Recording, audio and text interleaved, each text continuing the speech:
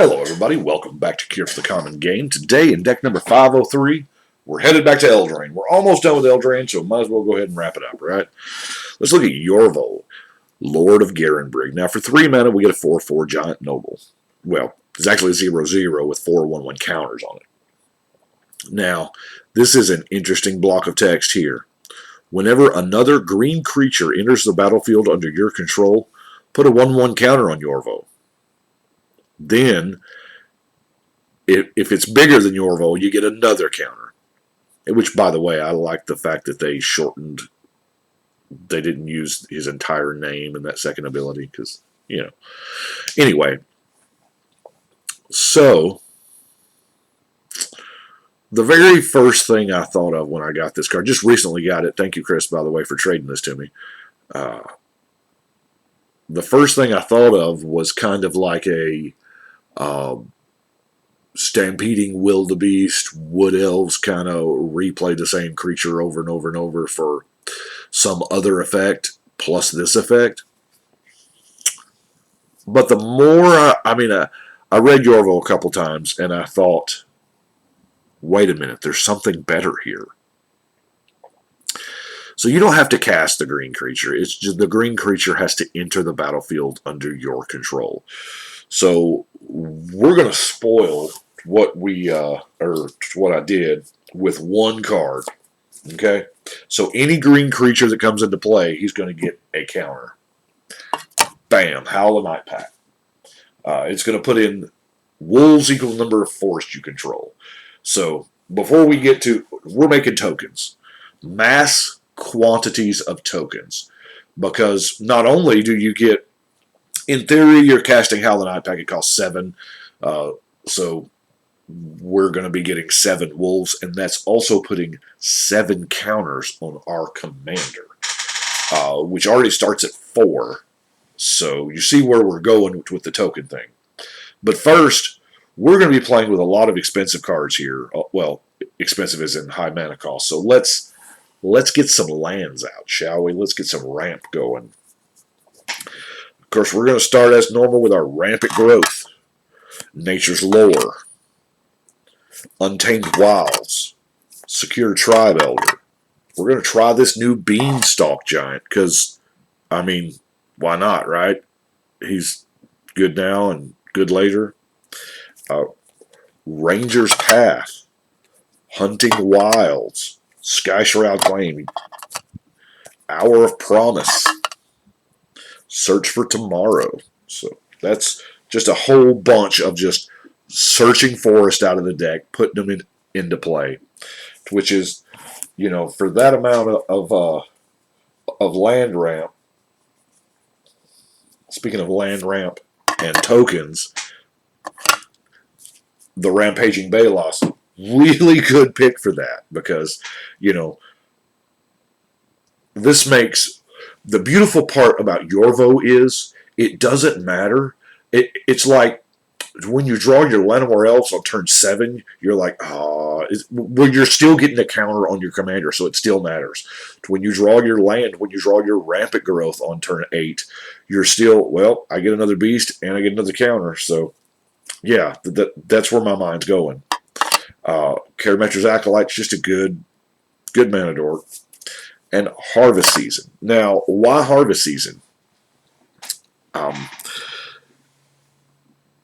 Obviously, you saw the landfall thing with the Baloth, but searching for X basics, where X is the number of tap creatures you control, you know what's a really, really good tap creature?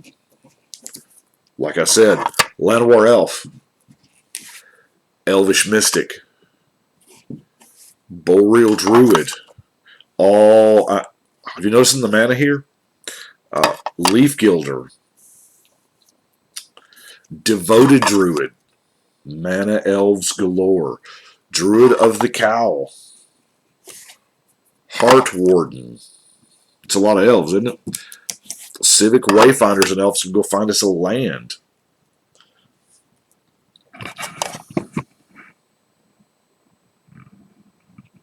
Why is that so bright, Civic Wayfinder?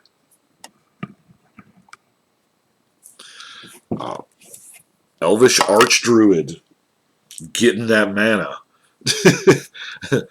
The Huntmaster, Lizalana Huntmaster. Elves buy one, get one free, so it pumps out even more tokens, right? Um, the Weatherseed Elf, Turkish against Forest Walk. That's probably going to be our commander. Priest of Titania, because, that's dumb. And the ultimate elf token maker is, elves double up and go to prom, Elvish Promenade.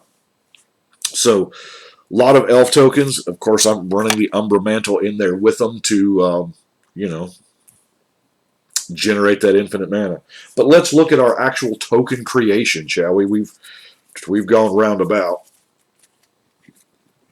Sapperling Migration. We're going to get 2 or 4. More than likely, we're going to kick it. Yeah, it's 6 mana to get 4, but that's 4 1/1 Sapperlings plus 4 counters on Yorvo. So that's amazing. The Nikado War Pride. Yes, you just get these cats until the end of turn. But, man, they all come in. I mean, yeah, it's you pick whoever's got the most. You send your Nikado War Pride at them. Out pops all these other copies of Nikado War Pride, and however many copies that is, they're green creatures. You get that many counters on Yorvo. Sprout Swarm. I've seen Sprout Swarm do some ridiculous things. And just the ability to buy back, make a sap. Fist of Ironwood should have been in the other category, but it's in here. It makes 2 tokens when it comes into play, and it gives Trample. Trample is a very needed ability for Yorvo, which we'll get to Trample enablers later, but this is one. Verdant Force. Now, I love this guy because it's every upkeep, not just yours, every upkeep at the table. This is one of those cards that kind of shines in multiplayer. And every time a Sapperling comes out, not only are you getting a potential blocker or attacker creature, you're getting another counter on your commander. Color of the Pack. When you attack with Myriad, bam, all those copies come out, that many counters. Azuri's Predation. And I'm pretty certain I pronounced that wrong. But 8 mana, it better do something good, right? So you get all these 4/4 beasts that come in. You get that many counters. And then your beasts fight. So it's Heka removal. And you might be left with some beasts. They might not die. But even if they do, you're getting that many counters. It's crazy. Wolfbriar Elemental. Hey, remember all that elf mana we got? Yeah, we're going to kick this guy like 14 times. Or we're just going to Ant Queen and get a bunch of insects. Oh, baby. Of course, we're mana heavy anyway, right? So all of those. This is 2 mana colon, get a 1/1 and a +1 counter to our commander. Scatter the Seas. 3 Sapperlings plus Convoke. Thelanite Hermit. It's just getting dumb, right? Spore Swarm. Hunting Triad. Hey, there's some elf tokens.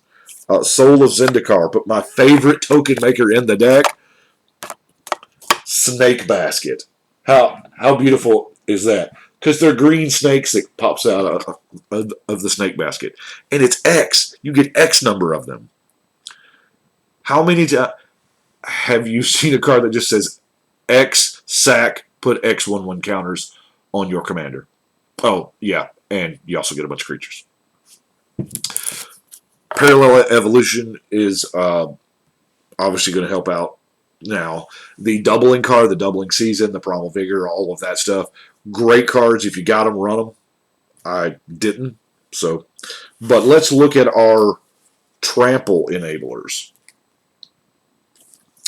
Of course, first we have Overrun, because we are making a lot of tokens. I mean, our tokens can do something.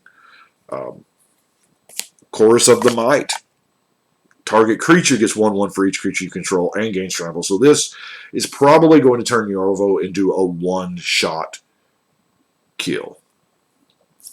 Trollbred Guardian, just each creature you control with a 1/1 counter on it has trample. Yorvo definitely has 1/1 counters. That's also another build path you could go with, like the Hardened Scales route. That would be awesome, and just nothing but mounding up counters. But of course, that's what we're doing, but with tokens. Effort proportions. +5/+5 in trample with flash. Okay. Aggressive Mammoth is going to give your team trample. Uh, Paragon of Eternal Wilds pumps your team, so it's helpful with those elves, saplings, insects, whatever. Man, this deck's going to require a lot of tokens, isn't it? Roughshod Mentor. Green creatures have, and then Gaze Embrace. +3/+2 trample and regenerate. That's a thing that not a lot of folks use. Prey upon, return to nature, acidic slime, and Indrik Stomp Howlers are removal. Now, we're not, if you'll notice, that's not a whole lot of removal. There's no, I didn't run like Hurricanes or Desert Twisters or whatever. We are all in on the I'm going to bash with my commander. I guess, is this a Voltron deck? Yes, no. You have to go wide in order to go tall. So that's kind of different. Let's look at our other good stuff here. Perilous Forays. I've got this in there just because of the awesome utility, because sometimes those saplings don't mean much to us, and the ability to get another landfall trigger or ramp up our mana off of just sacking a sap seems good. Harmonize is an amazing card. Shouldn't exist, but it does, so we play it, right? Keeper of Fables. It's going to draw us probably a ton of cards. Regrowth. Get back whatever they've killed. Black Blade Reforged. I mean, we're ramping lands, so why not, It equips Star Commander for 3. Blanchwood Armor. Now, Blanchwood Armor is the reason why I almost went solid forest. But there's... I had to run Castle Garenbrig just because, it's Yorvo. It's his castle. So I was like, well, I guess. Flavor-wise, I have to. Otherwise, Primal Bellow could use the other forest so much more, And then our last card, Bees. Now this is this is our Fireball. It is a flyer, a pumpable flyer, which you don't see that much of in green, which is the reason why. Now that all that elf mana we were talking about, this is a way to kill with it. We could do other things, but let's face it, the impression I get from Yorvo is it's all about the red zone. It is all about playing creatures, turning them sideways because mine are bigger than yours. That's what Yorvo's all about. And with that much trample, I think, that much trample enabling, I think that's probably a pretty valid win con. So that is Yorvo. I had a ton of fun building it.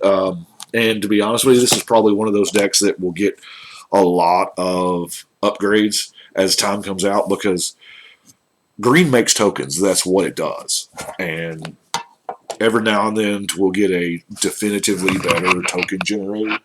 So it is one of those things that's they're going to keep making tokens. 503, Yorvo is done. I think we've only got two more Throne of Eldraine decks, Sir Eleonora and Kimrith, and then we'll be done with Eldraine. So trying to get as many done as possible before the madness that is 2020 is. I say madness, it's going to be a ton of fun. I'm looking forward to it. So I do appreciate everybody watching it. It does mean a lot. Thank you so much for the comments and the subscribes and whatnot. But right now, I think we're going to shuffle and cut.